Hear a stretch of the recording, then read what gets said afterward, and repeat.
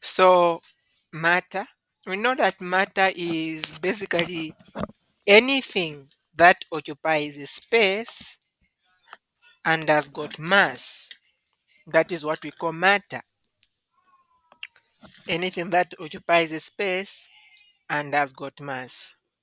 Now, when we are talking about mass, we need to know really the relationship between mass, weight, volume, density. These are four things. Okay. So starting, we already discussed this, so it is just an overview. Density, which is given by the symbol rho, it looks like a P, but not really a P. Density is given by mass divided by the volume. Mass is given the SI unit for mass. What is the SI unit for mass? Very good. Kilograms. And then volume, when you are finding volume, you multiply length by length. You are multiplying it three times, or you can say length times breadth times height. What is the SI unit for volume?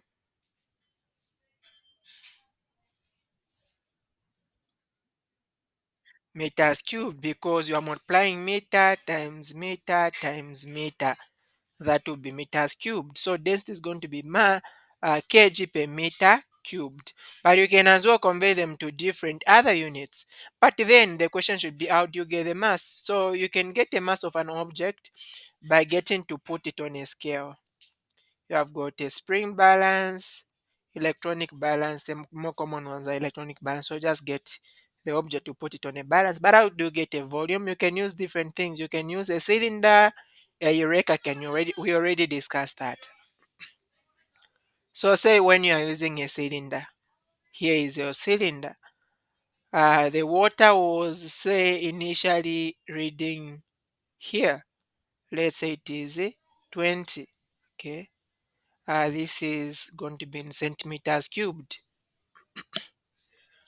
And please, when you are reading volume, you need to make sure, because you're also going to have the upper limit and the lower limit. So you're supposed to get the lower limit. You're supposed to get,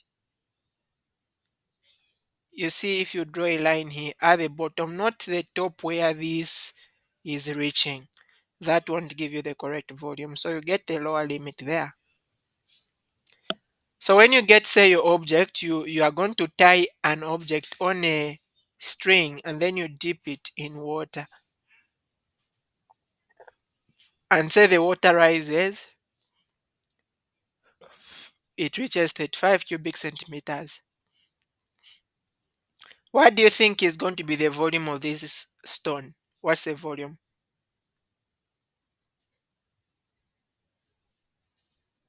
Mhm.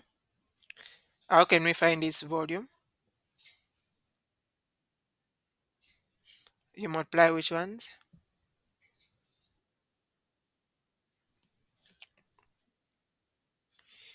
Okay. So to find volume, you look at where we have got a volume that we started with. This one we call it volume 1. After we dipped the stone, the volume that we get, we call that as volume 2.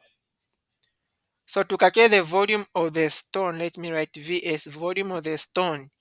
You get volume 2, you remove volume 1. So that is going to be volume 2 is 35 cubic centimeters. Volume 1 is 20 cubic centimeters. So the remaining, that will be 15 cubic centimeters. That is going to be the volume of the stone. Now, say they told us that this stone has got actually a mass of, say, 5 grams. Okay, let me say 30 grams. They say find the density of this stone. Density is given by mass over volume. The mass of this stone is 30 grams. The volume is 15 cubic centimeters.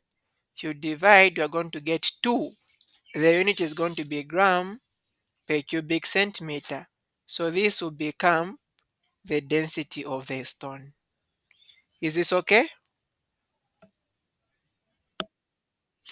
You can as well determine the weight of this stone. Now, when you're determining weight, you basically use a Newton meter. That is the instrument that we use. Newton meter. So what you do is that you are going to get that stone. There is a comma spring here, comma spring there, and then you tie your stone at the end here. So this one is going to be reading the weight. Say if something is 20 newtons, it will be able to show 20 newtons. Maybe you go to 30 newtons, just like that. But you can determine weight from mass, and weight is given by mass times gravity. Okay, that is how you find weight: mass times gravity. And you can see you have got mass as a 30 grams. Now gravity is 10. Okay, it's actually 10 newton per, it's supposed to be per kg. This tells you that when you want to calculate weight, your mass should always be in kgs, because this gram can't cancel with this kg, so you can't calculate. So we need to convert first our mass from grams to kg. How do you convert mass from grams to kg?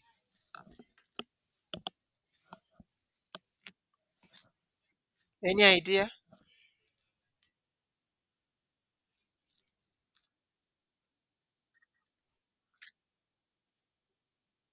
Hmm.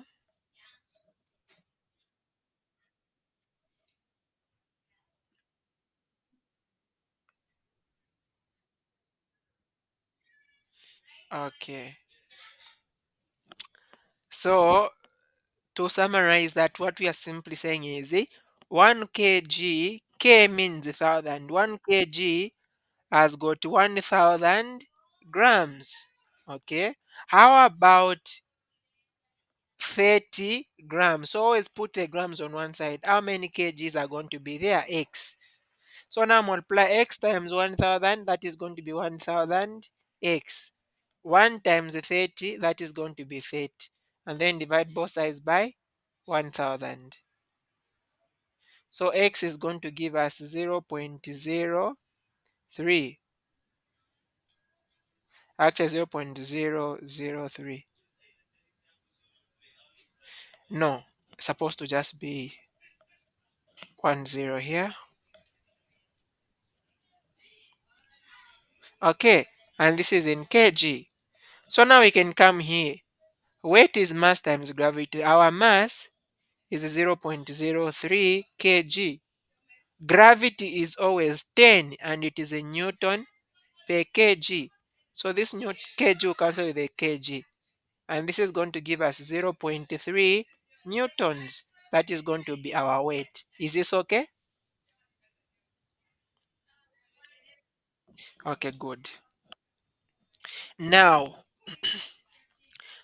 when you have got, say you want to throw a stone going upwards. Now we are dealing with forces now. Okay, we talked about briefly matter, but now I'm interested in forces. Let's say you are standing here, this is the ground, and then you throw a stone going up. So when you throw a stone from where you are, let's say you throw it at a certain velocity. Remember, velocity is simply speed. Let's say you throw it with a speed of 10 meters per second. This stone will start to go up. It will start to go up. As it goes up, what is going to happen? Is it going to continue to go up? What will happen to it?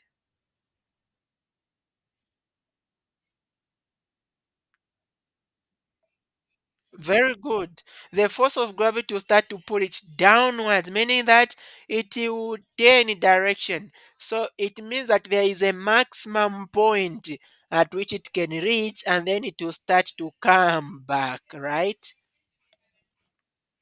So we should find this height, okay, from the point where we had thrown it. From the point where we had thrown it, what will be the height here? So take note, because when I threw it going upwards, look at the velocity. We talked about velocity already. So velocity is a vector. It has got direction. So if going up is positive, what will be coming down? Negative. Very good. So you need to make sure that you follow this principle. If you take it yourself to say going down is positive, then going up should be negative. It is up to you to decide. Whosoever you decide is the one you should be able to use. So and now we want to find the height. The only way you can throw a stone, it starts to go up, it stops moving. Why should something stop to move? Okay, if something is not moving, what is the velocity? Zero. Okay, so this is the initial velocity. I'm going to put v0, and then final velocity I'll put vf. So what do you think is going to be the final velocity at the top here? Since it's not moving, that's why it started coming back. Zero. Good. Please, you need to make sure that you know this. If every time they tell you about something that has been thrown upwards, just know that when it reaches the maximum point, the velocity is going to be zero. Now, from the equations of motion, we have got three equations of motion. The first one, v is equal to u plus at. Okay. The second one, squared minus u squared is equal to 2as. The third one, s is equal to ut plus half at squared. What does s stand for? What does v stand for? So this is where you need to be very, very, very, very careful, okay? Uh-huh. Good. So please, please, please, please never forget that. S is distance. Now, every time you are talking about what does S stand for? Good. Now, every time you're talking about something moving up or down, acceleration is equal to gravity. So when you're talking about something moving up and down, where there is acceleration, we're going to be putting gravity. And when you're talking about something going up and down, you don't have distance, you have height. So S is going to be equal to H. These are things you need to take note of, all right? Very easy. So we want to find the height. Now the question is, how can you find the height? So can you tell me which? So it means of these three equations, we need to choose one equation to use to find the height. And that equation we choose should not have height, but it should have everything else. Which equation are we going to use?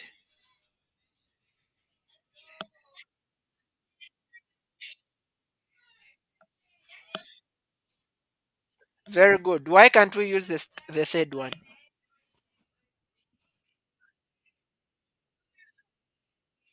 We don't have time. We have got velocity. Okay, u here is velocity, but we don't have time. U can also be written as VO, that is initial velocity. Okay, yes. Now, let's use the second equation. I can as well start with 2, where there is acceleration. What are we going to substitute? Since we are talking about motion going up and down. Look at this. So where there is acceleration, we put G. Is that okay?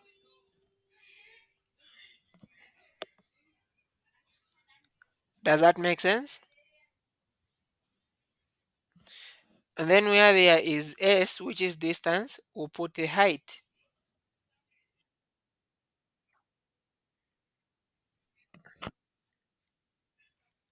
Remember we said that when you are moving things up and down, acceleration is the same as the gravity. And then where there is s distance, distance going up is height.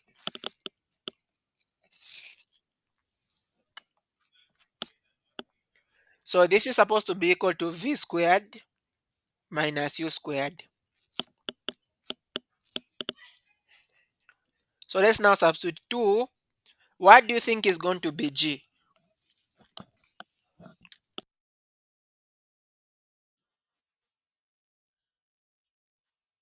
Is it positive or negative?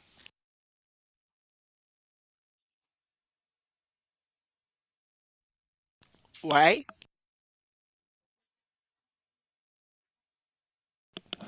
Very good. That's the answer, don't change. So gravity is the force that pulls the things downwards. And remember, we said that down is negative. So we're going to put negative 10 there. We don't know the height. What are we going to put on V?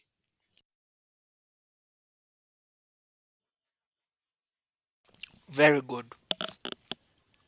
How about on U?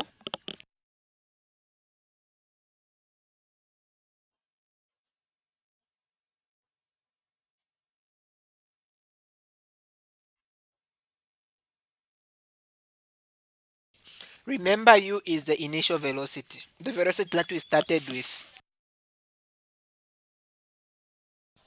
Uh-huh. The velocity at which we had thrown the stone. So if you, yeah, you can't throw something with zero velocity, then it will not move. So it's 10, right? Is it positive or negative? Why?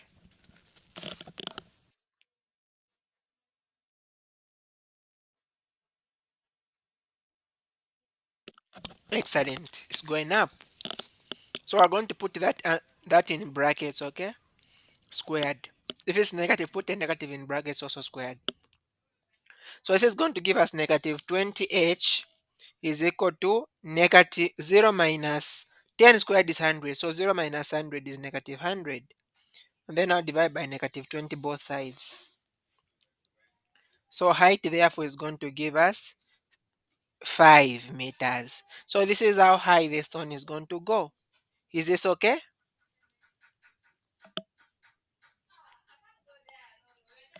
Does it make sense?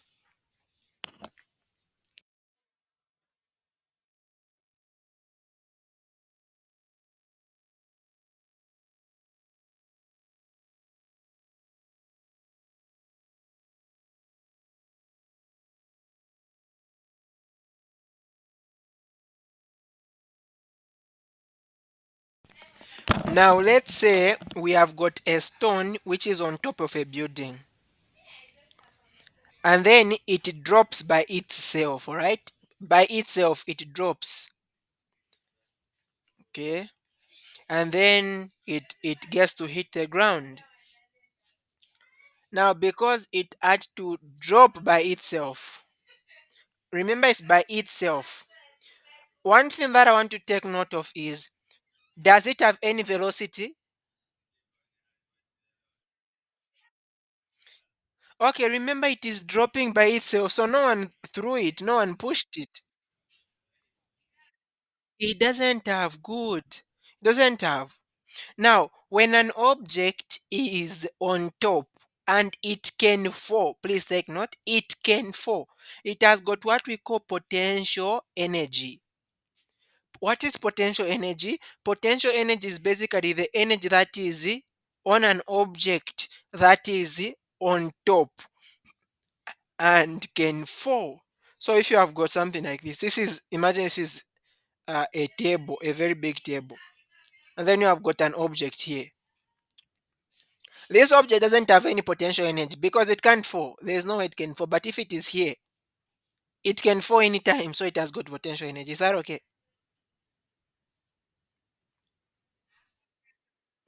So what is at this point has got what we call mechanical energy. The energy is stored. It is inside it.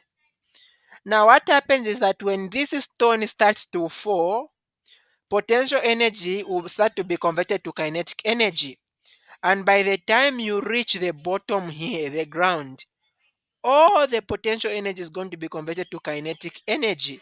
So you don't have any potential energy. You now have kinetic energy. So on top, you have got maximum kinetic potential energy. Why? It is not moving. Potential is the energy possessed by an object not moving, but can start to move. At the bottom here, it has got maximum kinetic energy. Potential energy here is zero because this object can't fall again. All right. But on top, kinetic energy is zero because the object is not moving at all. Is this making sense? So when the object starts to move, I want you to explain for me. When the object starts to move from the top going down, what will be happening to the potential energy and what will be happening to the kinetic energy? Are they going to be, which one is going to be increasing, which one is going to be reducing?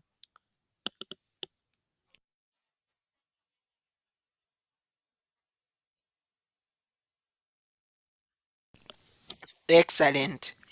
Potential energy is reducing, kinetic energy is decreasing. One thing that I want you to take note of is that when you reach the middle of the journey, the potential energy is going to be equal to the kinetic energy. This is very important.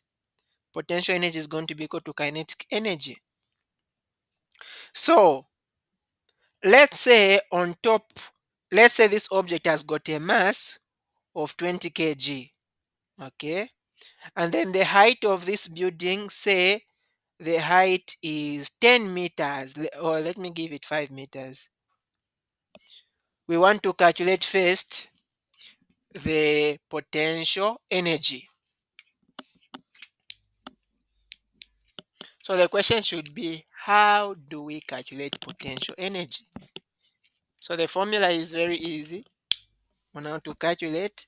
Potential energy is given by mass times gravity times the height. So the potential energy of this object is going to be mass. Please make sure that mass is always in kg, height is always in meters. What is the value for gravity?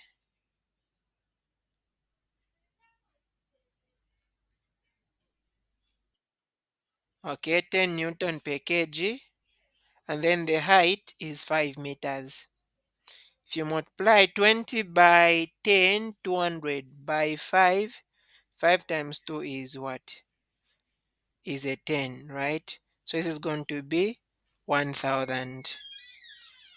Potential energy is in joules, so the answer is going to be in joules. It's energy, remember. So if on top here the energy was 1000 joules, that was the potential energy. What will be the kinetic energy on the bottom?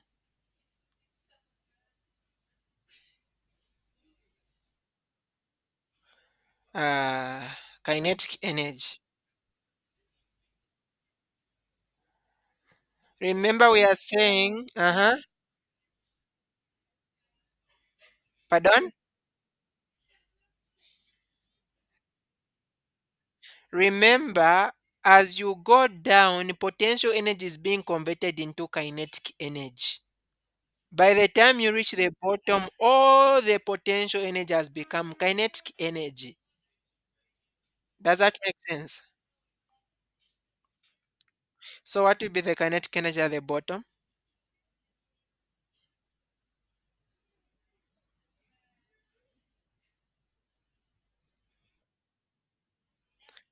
All the potential energy has become kinetic energy. Now on the middle of the journey, potential energy and kinetic energy is the same. So this same value here, okay, you are going to it is going to be divided. You are going to have half being kinetic energy and half being potential energy. Say somewhere here, if the potential energy is 800 joules, what do you think is going to be the kinetic energy?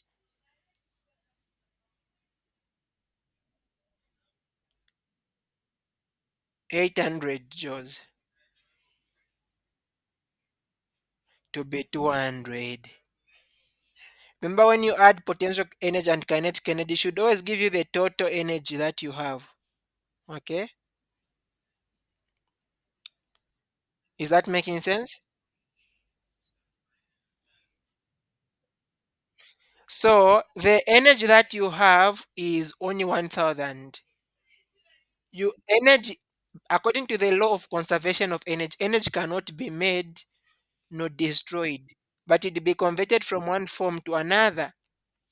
So if we had energy, potential energy of 1000 joules, and then later on found that we have got 800, whereas the extra gone, it has been converted to another form.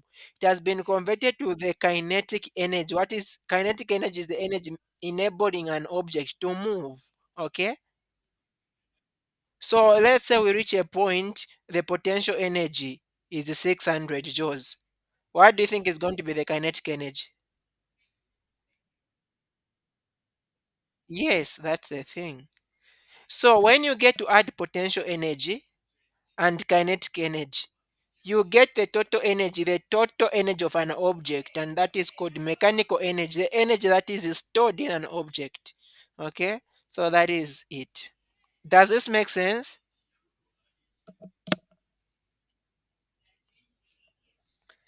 Is there any question?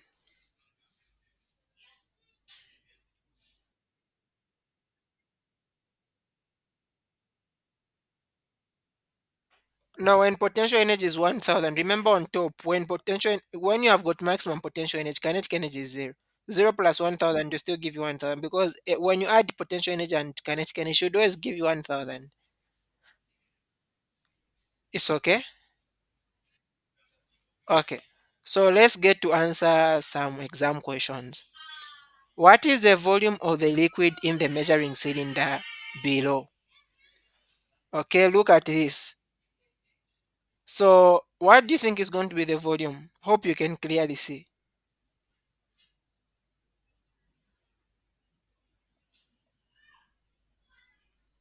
What is going to be the volume?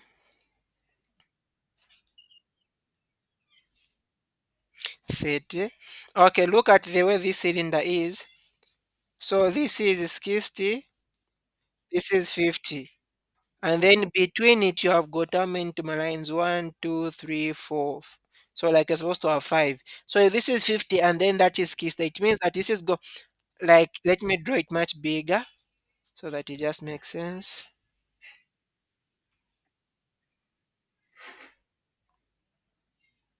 So if somewhere here, let me use the same one from 20 up to 30. And then you have got four lines here. So the meaning of this is, since the lines are four here, from 20 to 30, and you have got lines there. So this means that this should be 20.2, 20.4, 20.6, 20.8. This was now 30. Does that make sense? So I'm moving in point two, point two, point two, point two, right? Now here, look at where the water is. It is like this. It's actually, how is this even? Okay, the big line is here. So it's something like this. We have not reached the point 8, is somewhere here. Remember we said that you always get the lowest value. Don't get because it has reached here. It's not at 30 actually, okay? So, oh, by the way, I'm saying we are moving in points. This is not going to be point 8 point what. No, this is not true. Remember, this is from 20 to 30. You're supposed to have numbers between 20 and 30. So I'm supposed to have 21, 22. But this is going to be moving like in twos. So this is 20. This is going to be 22, 24, 26, 28, and then 30. But because this is the middle between 28 and 30. That means that is going to be 29. Okay, that is going to be the answer. Is that making sense? Okay, good. The diagram below shows a block of wood of density 0.6 grams per cubic centimeters. What is the mass of the block? How can we find mass when you know density? Mhm. Okay. So mass is equal to density times volume. But remember, we don't know the volume. How can we find volume from this block here?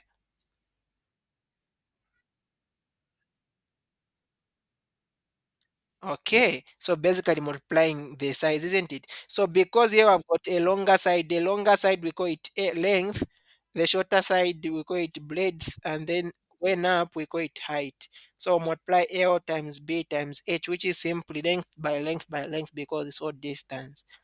So one side is actually the longer side is supposed to be this one. This one is just looking long. Okay, anyway, it doesn't matter. So 10, remember this is in centimeters times 5 times 1. So this is going to give us 50 cubic centimeters, isn't it? So our mass, therefore, is going to be density is zero point 0.6 gram per cubic centimeter. You always make sure that the units are the same times 50 cubic centimeters. So the units are the same. So this will cancel with this, and our answer is going to be zero point 0.6 by 50. That is going to be a 30, and you can see it is in grams. Is that okay? Mm-hmm.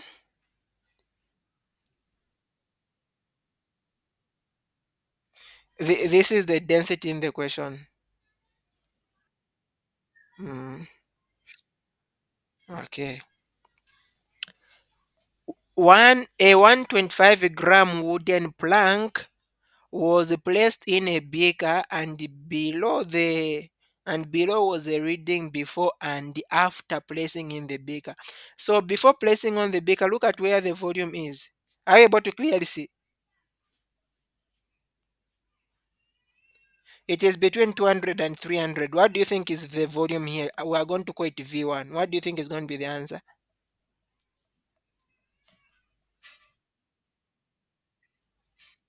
What number is on the middle of 200 and 300?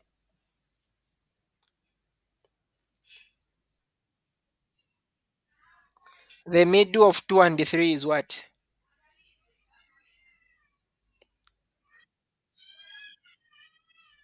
Huh? What is the number between 2 and 3? So it's 2 and 250. So if you can't find that, just add 200 plus 300 and then you divide by 2. That's how you find the number between. And then look, after we had put our wooden plank, look at where the volume had gone. What is V2? You can see where it is.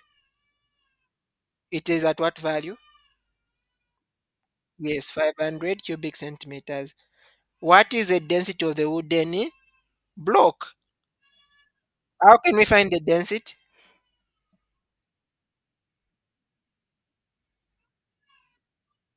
Yes, mass over volume. The mass we've already been given, right? 125 grams, isn't it? And then what will be the volume?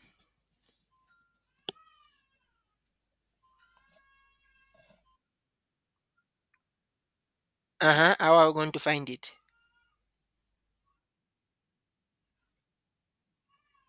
Hmm.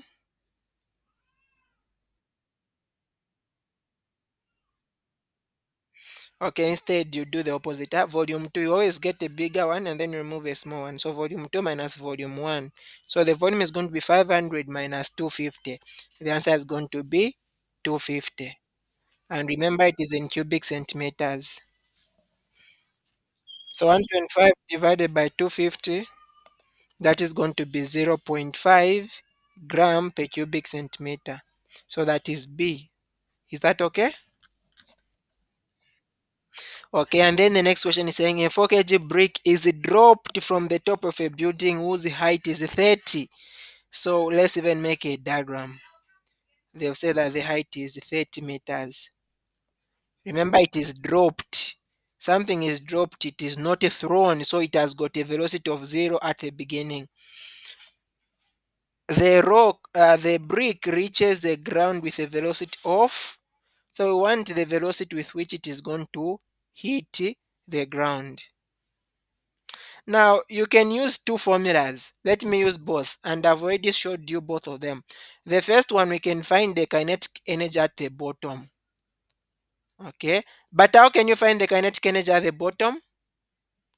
What should you first know?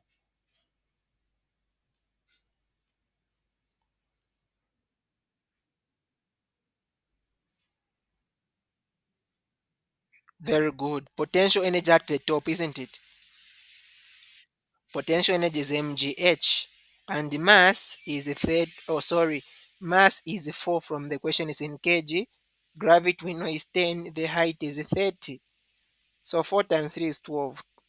So this is going to be 1200. This is in joules. So this same potential energy at the top is going to be equal to kinetic energy at the bottom. And that is going to be 1200 joules. Okay. So when you know the kinetic energy, now kinetic energy is given by half mv squared. This is the formula. So kinetic energy, this is 1200, and that will be equal to half. The mass is 4, and then velocity is v squared. So this is going to be 1200 is equal to 2 into 4, that is 2 v squared, right? Divide both sides by 2. So v squared is going to be 2 into 1200 is 600. And then now square root both sides.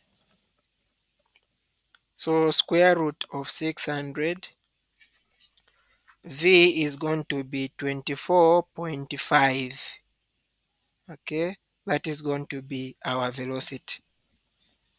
Is this okay? Okay, but just one thing here. What height have I even, in this question, what height have I used? So height, okay, because I'm looking at the options which are given. 24, is there 24? No, there is no 24 here. So let me just double check potential energy like that. Let me multiply again. Perhaps I multiplied wrongly. 4 by 10 by 30. Okay, that was 1200. And we said it's half mv squared. Okay,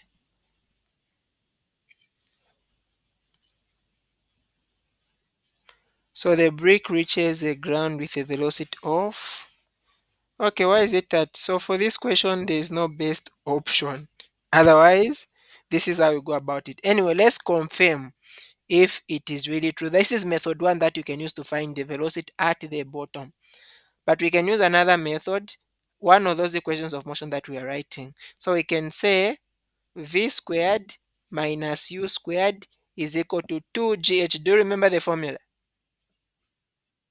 Okay. Now the final velocity, remember when something is coming from the top, the initial velocity we said is what?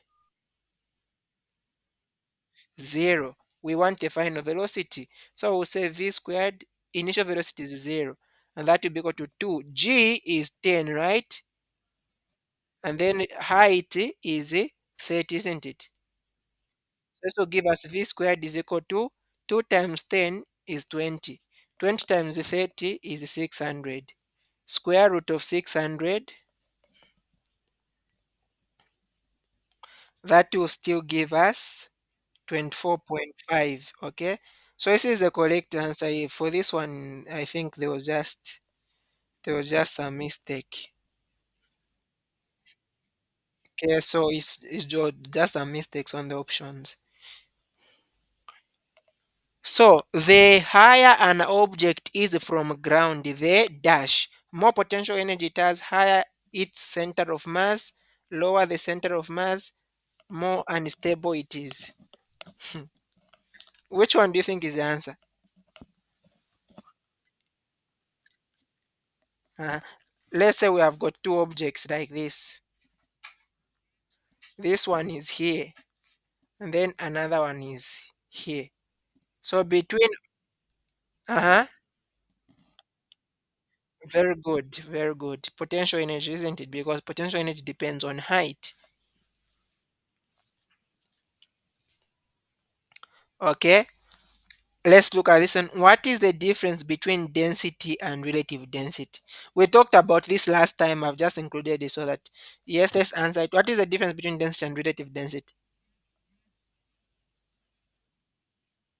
So density, density is mass over volume. So density is simply the mass of an object divided by its volume, right? Wow, relative density. Relative density is the density of an object. Let's say we're talking about aluminium. So get the density of aluminium, you divide by the density of water. Okay, every time you get the density of an object, you divide by the density of water. That is what is known as relative density. Is that okay? Okay, and then let's look at this one. A figure shows a cuboid container that has a 5 cubic centimeter base and water up to height of 6 centimeters. What is the volume of the water? How can we calculate the volume of the water?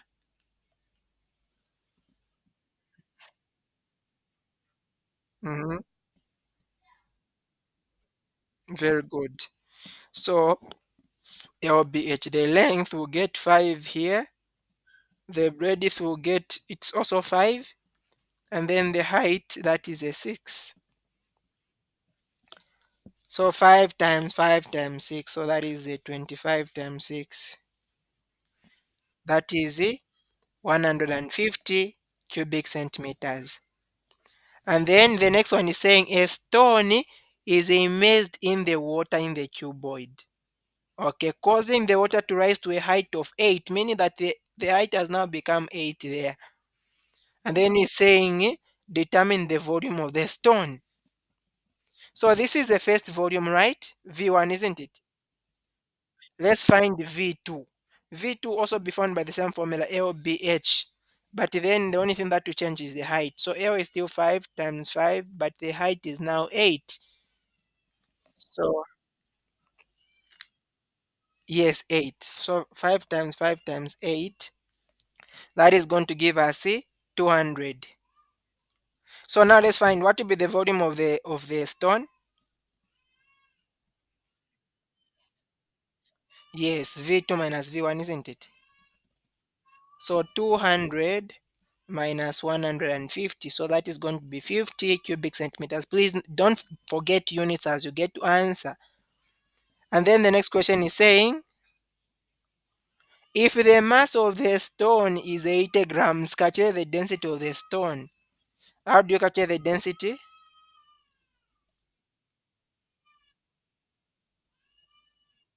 Mass over volume. And the mass is 80 grams. Okay, the volume is 50 cubic centimeters. So 80 over 50, that will be 1.6 gram per cubic centimeter. Good? Okay, so that is it for this one. A lion of mass 20 kg is transferred from the moon to the earth. Acceleration of free fall on the moon is 1.67. On the earth it is 10. State an instrument commonly used in the laboratory for measuring the amount of material in a body. What instrument can we use to measure the amount of material in a body? First, what do we call the amount of material in a body? What is that called? Mass. So what instrument do we use to measure mass? Okay, we can use a beam balance, electronic balance, triple beam balance. So, but the most common one is an electronic balance. You know, these odd things are going. And then we want now to calculate the mass of the 200 kg lion on Earth. How can we calculate the mass?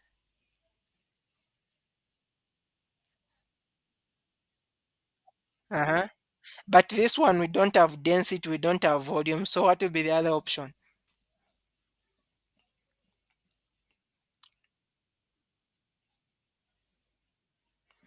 So mass has actually already been given. The mass of the object is here. So it is 200 kg. No need for calculating, you just state. Okay? Is that okay? So mass does not change. This lion at 200 kg on the moon. Even when you bring it to the earth, the mass will still remain the same. What only changes is the weight. So for the second one, calculate